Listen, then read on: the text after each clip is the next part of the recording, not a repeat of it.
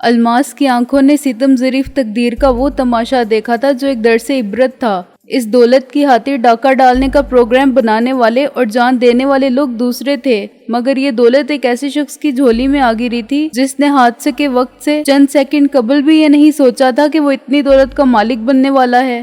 الماس اس بات کو بھول گئی اور اس نے کسی سے کچھ نہیں کہا۔ بعد میں یہ اس لیے بھی مشکل ہو گیا کہ اسے چچا اور چچی کی ناراضگی کا ڈر تھا، جو اس بات پر یقیناً خفا ہوتے کہ اس نے اتنی بڑی بات جھوٹ بول کر کیوں چھپائی۔ وہ ان دنوں بی اے کا امتحان دے کر فارغ ہوئی تھی اور نتیجے کا انتظار کر رہی تھی۔ چونکہ اسے پاس ہو جانے کا یقین تھا، اس لیے چوری چھپے اس نے کئی جگہ ملازمت کی درخواستیں بھجوا رکھی تھی۔ اس کی بڑی آرزو تھی کہ وہ اس گھر کے رسوا کن احسانات کا بار جلد از جلد اتار دے۔ وہ اپنے پاؤں پر کھڑے ہونے کی آرزو مند تھی، کیونکہ اس میں ذلت برداشت کرنے کا حوصلہ نہیں تھا۔ تقدیر نے اس کی مدد کی اور ابھی نتیجہ آیا بھی نہ تھا کہ اس کو میر وزیر اینڈ کمپنی کی طرف سے ملازمت کا پروانہ مل گیا۔ نہ جانے کیوں ڈی سلوا کو دیکھتے ہی اسے یوں محسوس ہوا تھا جیسے وہ پہلے بھی اس کی صورت کہیں دیکھ چکی ہے۔ اسے ملازمت کرتے ہوئے زیادہ عرصہ نہیں ہوا تھا کہ اس کے شبہات کی تصدیق ہو گئی۔ ایک روز دفتر میں ایک شخص ڈی سلوا سے ملنے آیا، جس کا استقبال ڈی سلوا نے بڑی گرم جوشی سے کیا۔ اس شخص کا نام چودھری دلاور تھا۔ چودھری دلاور؟ میں نے بے اختیار کہا اور اتنی اونچی آواز میں کہا کہ الماس نے مجھے تشویش سے دیکھا۔ کیا تم اسے پہچان سکتی ہو؟ میرا مطلب ہے کہ اس کا حلیہ بیان کر سکتی ہو۔ الماس نے کسی دشواری کے بغیر مجھے چودھری دلاور کے بارے میں تمام تفصیلات فراہم کر دیں اور میرے لیے شبے کی کوئی گنجائش نہ رہی کہ چودھری دلاور وہی ہے جو بعد میں میر وزیر اینڈ کمپنی کا تیسرا پارٹنر بنا۔ صاف ظاہر تھا کہ کاروبار میں وہ اس مال غنیمت کی وجہ سے شامل ہوا تھا جو لاٹری کے انعام کی طرح اسے غیر متوقع طور پر مل گیا تھا۔ الماس کے بیان کے مطابق بینک لوٹنے والے فرار ہو گئے تھے اور اپنے 2 ساتھیوں کی لاشیں چھوڑ گئے تھے، جن سے پولیس کچھ معلوم نہیں کر سکی ہوگی۔ پولیس کے ریکارڈ سے ڈکیتی کی اس واردات کے بارے میں مزید معلومات حاصل کرنا مشکل ضرور تھا، مگر ناممکن نہیں۔ اخبارات کی بہت سی فائلیں دیکھنے سے بھی بہت کچھ معلوم ہو سکتا تھا کہ یہ ڈاکو کتنی رقم لے گئے تھے اور ان کے باقی ساتھی بعد میں گرفتار ہوئے تھے یا نہیں، لیکن اس سے یہ ثابت کرنا یقیناً بہت مشکل تھا کہ چودھری دلاور کا سرمایہ اسی رقم پر مشتمل تھا جو بینک سے لوٹی گئی تھی۔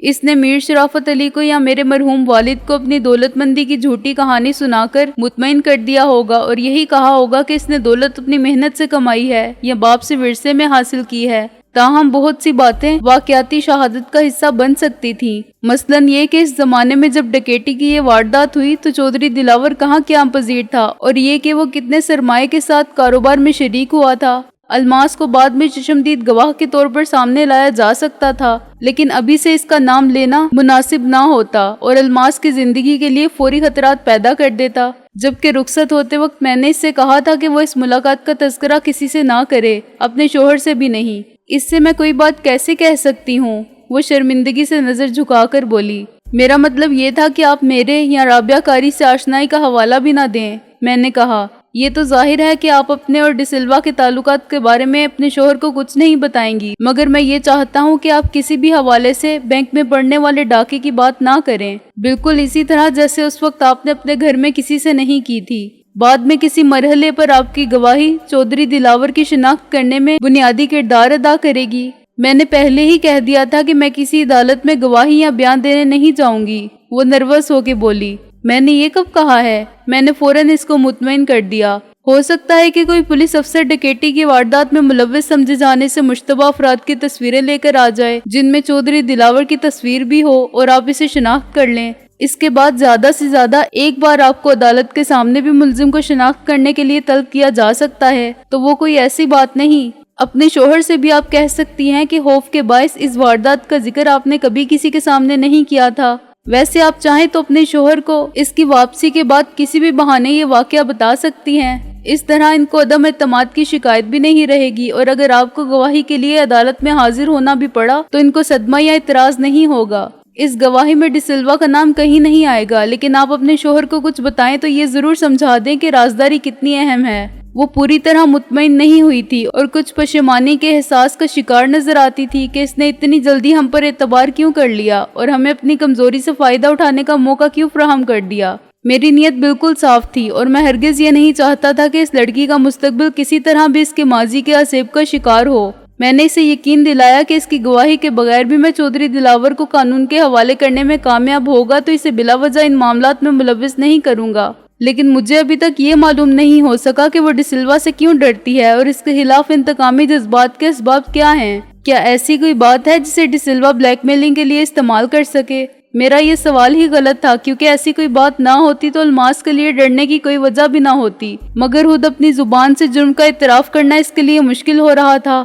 دیکھو الماس، زندگی میں کون غلطی نہیں کرتا؟ جو غلطی نہ کرنے کا دعویٰ کرے وہ فرشتہ تو ہو سکتا ہے، انسان نہیں۔ ہم ہر قدم پر ہر روز غلطی کرتے ہیں اور ان تجربات کی روشنی میں مستقبل کی راہیں متعین کرتے ہیں۔ غلطیوں سے ہم سبق سیکھتے ہیں اور کامیاب وہ رہتے ہیں جو ایک ہی غلطی دوبارہ نہیں کرتے۔ اس کے باوجود معاف کر دینا ہر ایک کے بس کی بات نہیں، اور انسانوں میں شیطان بھی ہیں جو دوسروں کی کمزوری کو اپنی شہزوری بنا لیتے ہیں۔ تم نے صرف یہ غلطی کی کہ ڈی سلوا کی باتوں پر اعتبار کیا۔ میرے نقطۂ نظر سے یہ کوئی غلطی نہیں۔ تمہیں معلوم نہیں تھا کہ ڈی سلوا فریبی اور دھوکے باز آدمی ہے۔ خود تم نے کبھی کسی کو دھوکہ نہیں دیا تھا، اس لیے تم سمجھتی تھی کہ دنیا میں کوئی کسی کو دھوکہ نہیں دیتا۔ یہ قصور ہمارے معاشرے کا ہے، جہاں عورت کی چھوٹی سی غلطی تمام عمر کے لیے بہت بڑی سزا بن جاتی ہے۔ مرد حاکم ہے اور زبردست ہے، وہ چاہے تو 100 بار بھی مجبور لڑکیوں کی عفت و عصمت کا دامن تار تار کر دے، مگر خود اس کا دامن داغدار نہیں ہوتا۔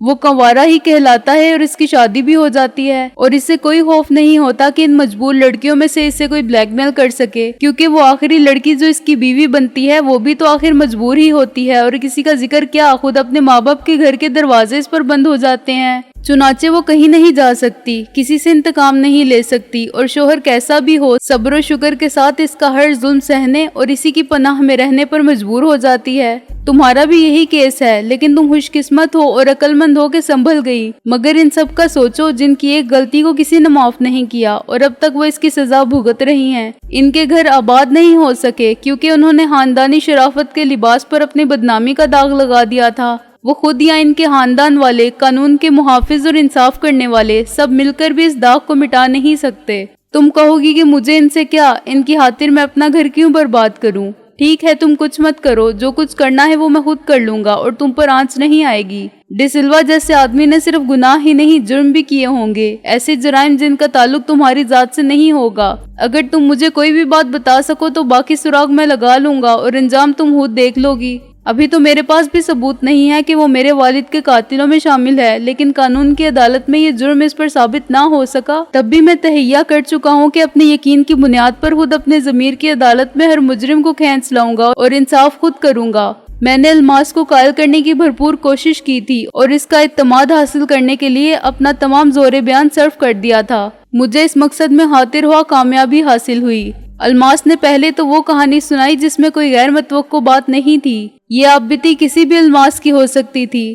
ڈی سلوا نے اسے 2 درجن لڑکیوں میں سے صورت دیکھ کر منتخب کیا تھا۔ ابتدائی چند ہفتوں میں ڈی سلوا نے خود کو ایک سنجیدہ مزاج، شریف اور قابل اعتماد باز ثابت کرنے کے لیے احتیاط سے کام لیا۔ الماس کے کام سے کام رکھا تھا، اس کی حامیوں کو نظر انداز کیا تھا اور دفتری امور میں اس کی رہنمائی کے لیے مشفقانہ رویہ اختیار کیا تھا، جو بعد میں ہمدردانہ ہو گیا اور رفتہ رفتہ دوستانہ، پھر بالکل نامعلوم طریقے پر یہ رویہ عاشقانہ ہو گیا اور ڈی سلوا نے الماس کو اپنی محبت کے جال میں گرفتار کر لیا۔ اس میں وہ سب خوبیاں تھیں جو ایک فلمی ہیرو میں ہوتی ہیں، اور جب لڑکی کو زندگی میں کوئی مرد ایک مثالی شوہر نظر آنے لگے تو اپنی خوش بختی پر ناز کرتے ہوئے وہ مصلحت کے تمام تقاضوں کو بھول کر دنیا کی انگشت نمائی کی پرواہ نہیں کرتی اور اپنا سب کچھ لٹا دیتی ہے۔ اپنا سب کچھ لٹا دینے کے بعد الماس کے پاس ندامتوں کے سوا کچھ نہیں رہا تھا۔ آنکھ سے فلمی ہیرو نظر آنے والا عملی زندگی میں ولن ثابت ہوا تھا، اور وہ جس نے زندگی کی آخری سانس تک ساتھ دینے کا وعدہ کیا تھا، الماس کو نا امیدی اور دل شکستی کے صحرا میں بھٹکنے کے لیے تنہا چھوڑ گیا تھا، جہاں خوابوں کے سراب تھے، یادوں کے پرخار کیکٹس تھے اور بدنامی کی کڑی دھوپ تھی۔ اگر ایک فرشتہ رحمت اس کا ہاتھ نہ تھامتا تو وہ اس صحرا میں بھٹکتے بھٹکتے مر جاتی۔ الماس کا شوہر واقعی فرشتہ سیرت تھا۔ اس نے کبھی الماس کے ماضی کو نہیں کریدا تھا، لیکن وہ بہرحال ایک مرد تھا جو شادی کے بعد عورت کو صرف اپنی ملکیت سمجھتا تھا۔ اگر اسے معلوم ہو جائے کہ اس کے ساتھ دھوکہ ہوا ہے اور نیا کہہ کر اسے سیکنڈ ہینڈ ماڈل دے دیا گیا ہے تو اس کی سزا بھی وہ اصل مجرم کو نہیں، بیوی کو ہی دیتا ہے۔ مرد کی فطرت کا یہ تضاد کتنا عجیب ہے کہ وہ پاک باز اور وفاشوار بیویوں کو چھوڑ کر طوائفوں کو گھر میں ڈال دیتے ہیں، مگر بیوی کے بارے میں بدحواؤں کی زبان سے جھوٹ بھی سن لے تو ان کی غیرت و حمیت خطرے میں پڑ جاتی ہے۔ الماس نے اعتراف کیا کہ ڈی سلوا سے جذباتی وابستگی کے زمانے کی چند تصویریں اور الماس کے خطوط اب بھی ڈی سلوا کے پاس ہیں۔ اس نے یہ بتانے سے گریز کیا کہ تصویریں کس قسم کی ہیں، مگر الماس کی صورت گواہی دیتی تھی کہ ان کا ذکر بھی اسے شرم سے پانی پانی کر رہا ہے۔ میں نے اسے یقین دلایا کہ میں یہ تصویریں واپس لینے کی پوری کوشش کروں گا، مگر یہ کوشش اسی وقت کامیاب ہو سکتی ہے جب میرے ہاتھ میں بھی کوئی ٹرمپ کارڈ ہو۔ بہت سوچ کر الماس نے مجھے ایک بات بتائی۔ اسے ملازمت کرتے ہوئے 1 سال ہونے والا تھا اور یہ زمانہ وہ تھا جب الماس پوری طرح ڈی سلوا کے قبضے میں تھی۔ اسے 100% یقین تھا کہ 1 مہینے بعد وہ رشتہ ازدواج میں منسلک ہو جائیں گے۔ ڈی سلوا نے الماس سے وعدہ کیا تھا کہ وہ اسلام قبول کر لے گا اور جیسے ہی اس کے والدین یورپ کے دورے سے واپس آئے وہ ان کو اپنے فیصلے سے آگاہ کر دے گا۔ اس کے ماں باپ روشن خیال اور فراخ دل ہیں، اس لیے فکر کی کوئی بات نہیں۔ یہ تو بعد میں معلوم ہوا کہ ڈی سلوا کے والدین کا کہیں وجود بھی نہیں۔ ڈی سلوا کا ماضی ایک تاریخ خلا کی طرح ہے جس کے بارے میں کوئی بھی کچھ نہیں جانتا تھا۔ ایک روز شام کے وقت کسی نے دروازے پر دستک دی۔ اتفاق سے دروازہ خود الماس نے کھولا تو اسے اپنے سامنے ایک اجنبی نظر آیا۔ مس الماس، وہ شخص آہستہ سے بولا، یہ خط ڈی سلوا صاحب نے دیا ہے۔ خط لانے والا ایک عمر رسیدہ اور حلیہ سے غریب نظر آنے والا شخص تھا۔ الماس نے اسے پہلے کبھی نہیں دیکھا تھا، لیکن اس نے بڑی آسانی سے الماس کو پہچان لیا تھا۔ خط میں صرف 2 سطریں لکھی ہوئی تھیں۔ ڈی سلوا نے ایک ہنگامی ضرورت کے باعث الماس کو فوراً طلب کیا تھا اور مکمل رازداری کی ہدایت کی تھی۔ الماس سخت الجھن میں پڑ گئی۔ تحریر ڈی سلوا کے ہاتھ کی ہی تھی، لیکن اسے کچھ پتہ نہیں چلتا تھا کہ ہنگامی ضرورت کیا ہے، اسے کہاں جانا ہے اور کتنی دیر کے لیے جانا ہے۔ آدھے گھنٹے کی تو کوئی بات نہیں تھی، لیکن اسے زیادہ دیر تک گھر سے باہر رہنا اس کے گھر والوں کے لیے باعث تشویش ہو سکتا تھا۔ وہ رات کو کبھی اکیلی باہر نہیں گئی تھی، لیکن خط میں رازداری کی شرط تھی، چنانچہ وہ چھوٹے بھائی کو بھی ساتھ نہیں لے جا سکتی تھی۔ اس بوڑھے نے بھی الماس کو کچھ بتانے سے انکار کر دیا کیونکہ ڈی سلوا نے صرف خط دینے کی تاکید کی تھی۔ اس نے کہا کہ گاڑی گلی کے آخر میں سڑک پر کھڑی ہے، اگر وہ ڈی سلوا صاحب کی گاڑی کو پہچانتی ہے تو آ جائے، وہ آدھے گھنٹے تک انتظار کرے گا۔ اس کے بعد وہ رخصت ہو گیا اور الماس نے دروازہ بند کر کے 2 سطروں کے پیغام کو جلا کر راکھ کر دیا۔ خط کا مضمون اسے ازبر ہو چکا تھا اور وہ شدید کشمکش میں مبتلا تھی۔ عقل کے تقاضے دل کی آواز سے برسر پیکار تھے اور اسے جلد فیصلہ بھی کرنا تھا کہ وہ گھر والوں کو دھوکہ دے کر ایک اجنبی کے ساتھ کیسے جائے۔ بالآخر جیت دل کی ہوئی۔ اس نے بڑی چالاکی سے ساتھ والے گھر جا کر اپنی ایک قابل اعتماد سہیلی کو فون کیا کہ وہ فوراً آ جائے، 1 منٹ کی تاخیر کیے بغیر، کیونکہ بات ایسی ہے جو فون پر نہیں بتائی جا سکتی۔ یہ سہیلی الماس کی رازدار تھی اور پہلے بھی کئی بار ڈی سلوا اور الماس کی ملاقاتوں کا وسیلہ بن چکی تھی۔ اس کے علاوہ دونوں گھروں کے تعلقات بہت قریبی تھے، اس لیے شک کی کوئی نوبت نہیں آئی تھی۔ ڈی سلوا نے اب آدھے گھنٹے کا وقت دیا تھا، جو تیاری کے علاوہ مناسب بہانہ بنانے کے لیے بھی کم تھا۔ الماس بے چینی سے انتظار کرتی رہی۔ اس کی سہیلی 20 منٹ بعد نمودار ہوئی۔ مزید 10 منٹ الماس کے والدین کو یہ سمجھانے میں لگ گئے کہ وہ ایک تقریب میں شرکت کے لیے الماس کو اپنے ساتھ لے جانے کے لیے آئی ہے۔ اس کا ذکر وہ اس سے اس لیے نہیں کر سکی تھی کہ وہ خود بے حد مصروف تھی۔ مزید 10 منٹ بعد جب وہ دونوں سڑک تک پہنچی تو الماس کا خیال تھا کہ وہ شخص جا چکا ہوگا، کیونکہ اس نے آدھے گھنٹے کا ٹائم دیا تھا اور الماس 40 منٹ بعد پہنچی تھی۔ لیکن ڈی سلوا کی کار موجود تھی اور وہ شخص ڈرائیونگ سیٹ پر بیٹھا اطمینان سے سگریٹ پی رہا تھا۔ اتنی دیر میں الماس نے اپنی سہیلی کو تمام صورتحال سمجھا دی تاکہ اسے واپسی میں دیر ہو جائے تو بات نہ بگڑے۔ ڈی سلوا سے ملاقات کے لیے جاتے ہوئے الماس کبھی خوف میں مبتلا نہ ہوئی تھی، لیکن نہ جانے کیوں اس روز یہ احساس غالب تھا کہ اس طرح گھر سے نکل کر اس نے اچھا نہیں کیا۔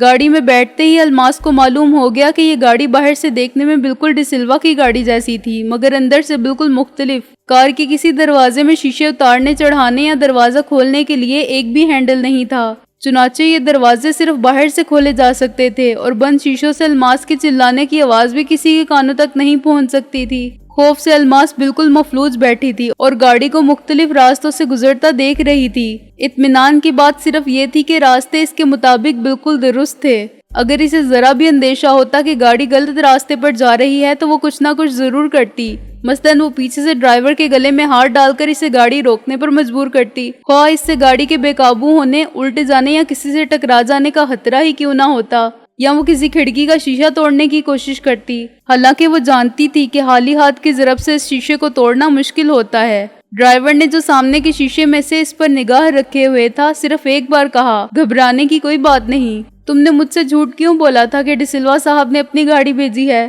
الماس بولی، جھوٹ کہاں ہے بی بی، کیا تم کار کے ماڈل اور رنگ سے واقف نہیں ہو؟ وہ جذبات سے آری لہجے میں بولا۔ اور میں غلط آدمی تو نہیں ہوں؟ یہ مجھے کیا معلوم، میں نے تمہیں پہلے کبھی نہیں دیکھا، الماس نے کہا۔ ابھی تم نے دنیا میں بہت کچھ نہیں دیکھا، وہ بولا۔ تمہاری عمر ہی کیا ہے؟ لیکن میں نے ڈی سلوا صاحب کی کار دیکھی ہے، اس کے اندر سارے ہینڈل وغیرہ موجود تھے۔ ضرور ہوں گے، مگر ضرورت کے وقت یہ چیزیں ہٹائی بھی جا سکتی ہیں، وہ بولا۔ آدھے گھنٹے میں پھر سب لگ جاتی ہیں، اور چیزیں ہی کیا، آدمی بھی بدلے جا سکتے ہیں اور ایسے غائب کیے جا سکتے ہیں کہ دنیا کو نظر نہ آئے۔ سب ضرورت کی بات ہے۔ الماس کی سمجھ میں کچھ نہ آیا، لیکن وہ ان باتوں سے مزید دہشت زدہ ہو گئی۔ اچھا تم مجھے یہ بتا دو کہ جانا کہاں ہے؟ ڈی سلوا صاحب کے گھر؟ میں خود پہنچ جاؤں گی کسی ٹیکسی میں۔ کار کے ہوتے ہوئے ٹیکسی میں جانے کی کیا ضرورت ہے؟ بڈھے نے خشک لہجے میں کہا۔ ضرورت ہے یا نہیں؟ الماس نے چیخ کر کہا۔ میں کار کا نمبر دیکھنا چاہتی ہوں، کہیں تم نے میرے ساتھ دھوکہ تو نہیں کیا؟ آخر کیا ضرورت تھی مجھے ایسے قید کر کے لے جانے کی؟ اگر مجھے اطمینان ہو گیا کہ نمبر وہی ہے تو مجھے تمہارے ساتھ جانے میں کوئی اعتراض نہیں۔ ویسے تمہیں معلوم ہونا چاہیے کہ جو لڑکی میرے ساتھ کار تک آئی تھی اسے سب معلوم ہے، اور وہ بہت ذہین لڑکی ہے، اس نے نمبر ضرور دیکھا ہوگا۔ اس کا باپ پولیس میں ہے۔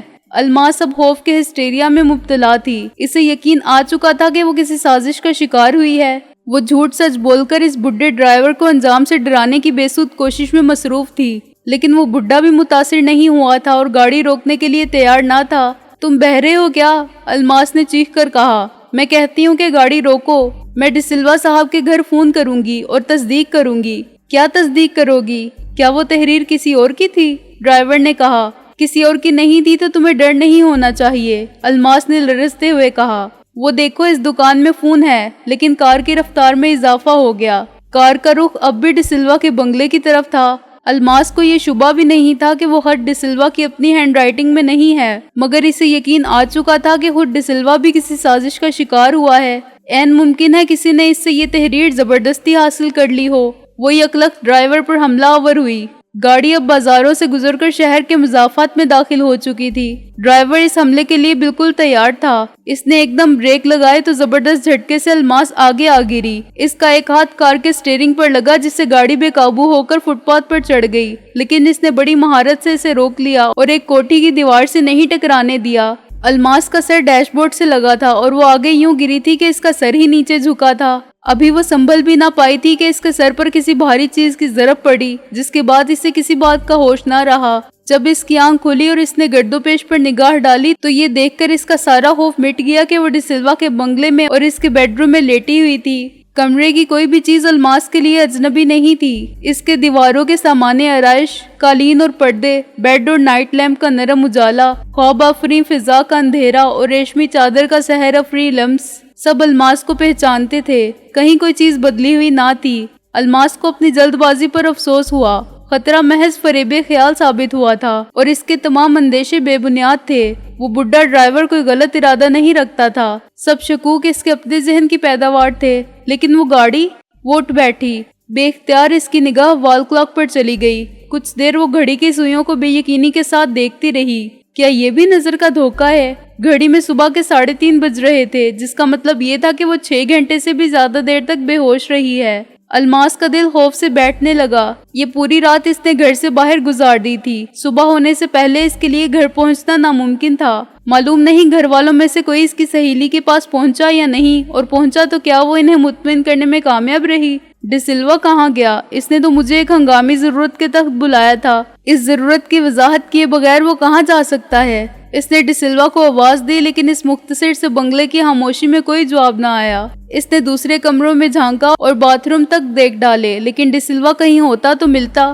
الماس پھر بیڈ روم میں لوٹ آئی۔ ایک بار پھر خوف کے سرد بے رحم ہاتھ اس کے دل کو جکڑنے لگے۔ الماس نے سب دروازے اندر سے بند کیے اور شدید اعصابی کشیدگی کا شکار اور انگنت نئے اندیشوں کی یلغار سے ہراساں بیٹھی رہی اور انتظار کرتی رہی کہ ڈی سلوا کسی کام سے باہر گیا ہو تو لوٹ آئے۔ رفتہ رفتہ پردوں کے پیچھے کھڑکی کے شیشوں پر صبح کا دھندلکا پھیلنے لگا اور الماس کا یہ شک یقین کی صورت اختیار کرنے لگا کہ ڈی سلوا کے ساتھ بھی کوئی حادثہ پیش آ چکا ہے، ورنہ یہ کیسے ہو سکتا ہے کہ وہ الماس کو بلائے اور اسے گھر میں اکیلا چھوڑ کے غائب ہو جائے۔ تاہم اس کا ذہن واقعات سے حقائق کا اندازہ لگانے اور کسی نتیجے پر پہنچنے سے قاصر تھا۔ دن کی روشنی کے پھیلتے ہی وہ گھر کو کھلا چھوڑ کے فرار ہو گئی۔ اپنی رازداں سہیلی کے گھر پہنچ کے اس کی جان میں جان آئی۔ الماس کے گھر سے کوئی بھی کچھ پوچھنے نہیں آیا تھا۔ سہیلی کے گھر والے اتنی صبح الماس کو دیکھ کے بہت حیران ہوئے، لیکن الماس نے ان کو مطمئن کر دیا اور اپنی سہیلی کے ساتھ واپس گھر پہنچی۔ ناشتہ انہوں نے ایک ساتھ کیا اور پھر الگ الگ اپنے کام پر روانہ ہو گئیں۔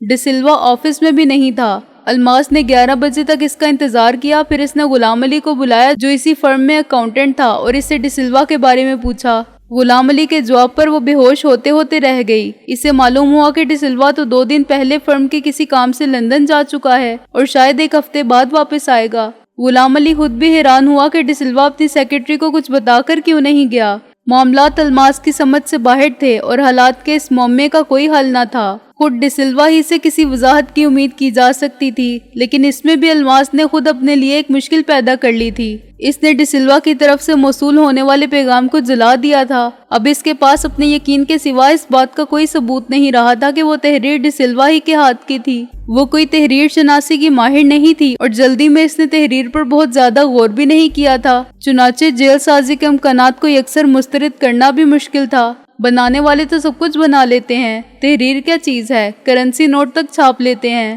دوسری طرف اس سوال کا کوئی جواب نہیں تھا کہ الماس کو دھوکے کے ساتھ لے جانے والے اسے بخیر و عافیت ڈی سلوا کے بیڈ روم میں چھوڑ کر کیوں چلے گئے۔ شام کو الماس نے ٹرنک کال بک کروائی اور لندن میں ڈی سلوا سے بات کی۔ اس نے بے حد ندامت کا اظہار کیا کہ وہ عجلت میں الماس کو اپنی روانگی کے پروگرام کے بارے میں مطلع نہ کر سکا، لیکن الماس نے اس سے اور کوئی بات نہیں کی۔ وہ صرف اس بات کا یقین کرنا چاہتی تھی کہ ڈی سلوا واقعی لندن میں ہے۔ اس کی واپسی پر الماس نے پہلی فرصت میں اس کو تمام واقعات سنائے۔ وہ سخت حیران ہوا اور تشویش کا شکار بھی، کیونکہ اس نے الماس کو بلوانے کے لیے کوئی تحریری پیغام نہیں بھیجا تھا۔ بھلا مجھے ایسی کون سی ہنگامی ضرورت لاحق ہو سکتی ہے، ڈی سلوا نے کہا، اور ہوتی تو کیا میں خود نہیں آ سکتا تھا، لیکن میں تو یہاں تھا ہی نہیں۔ اور تمہارا گھر وہ کیوں کھلا پڑا تھا؟ الماس نے بے وقوفوں کی طرح کہا۔ کھلا پڑا تھا؟ گھر کو میں مکفل کر کے چابیاں اپنے ساتھ لے گیا تھا، ڈی سلوا نے تردید کرتے ہوئے کہا۔ واپسی میں مجھے گھر اسی طرح مکفل ملا جیسے میں چھوڑ گیا تھا۔